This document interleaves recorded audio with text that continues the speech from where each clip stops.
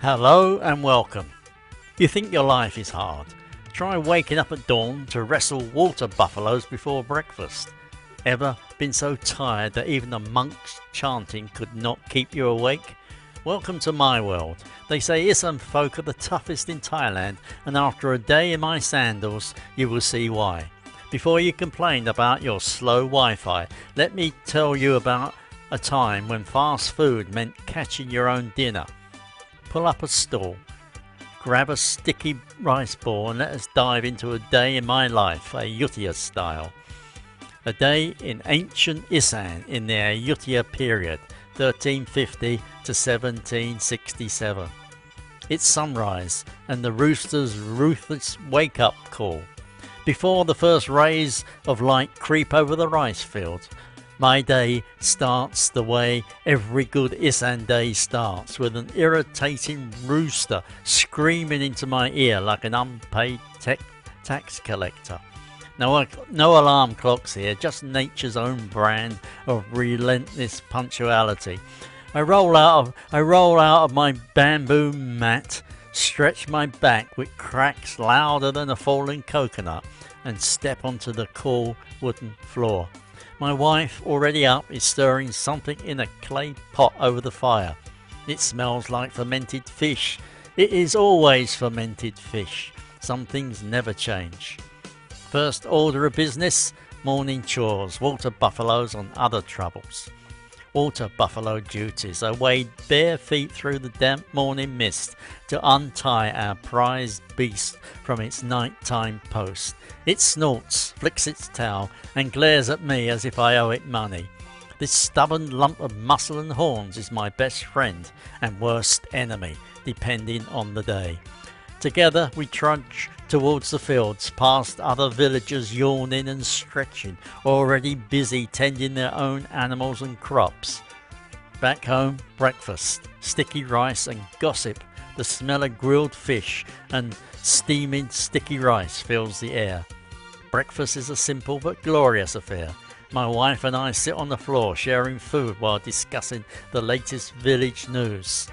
So-and-so's daughter ran off with a trader from Ayutthaya. Again? Our neighbour's wife pops her head in from her own version of the story. News spreads faster than a monsoon flood in this village. By late morning the sun is high, and so is the temperature. I am knee-deep in mud, planting rice with a group of neighbours. We work in synchronised misery, bent over like old banyan trees. Every so often someone cracks a joke about who will pass out from the heat first.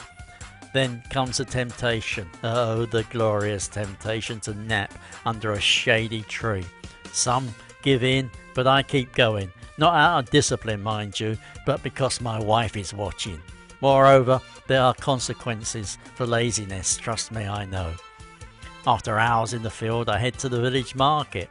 It is bustling with traders from faraway places, selling silk, pottery, and all sorts of exotic nonsense I cannot afford.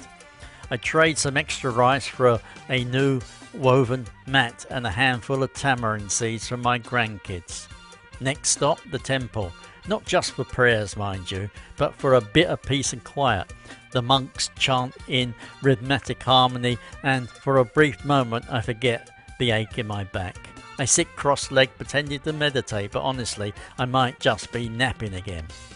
By the time the sun dips behind the horizon, the whole village smells of roasted meats and spicy stews.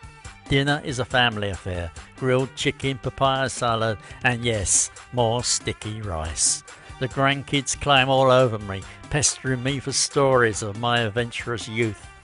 I tell them about the time I was almost trampled by an elephant. They laugh. It is a good ending to a long day. As I settle down for the night, my wife reminds me, tomorrow we do it all again. Lucky me. So there you have it. A day in the life of a hard-working, slightly grumpy, but undeniably resilient Isaan villager. No smartphones, no fast food, and definitely no Wi-Fi, but plenty of hard work, community spirit and laughter. For that reason, the next time you're stuck in traffic or grumbling about slow internet, just think, At least you do not have to wrestle a water buffalo before breakfast. If you enjoyed this little time travelling adventure, give it a like, share it with your friends and subscribe for some more grumpy storytelling. Also, let me know in the comments if you could have survived a day in ancient Isaan. Bye bye.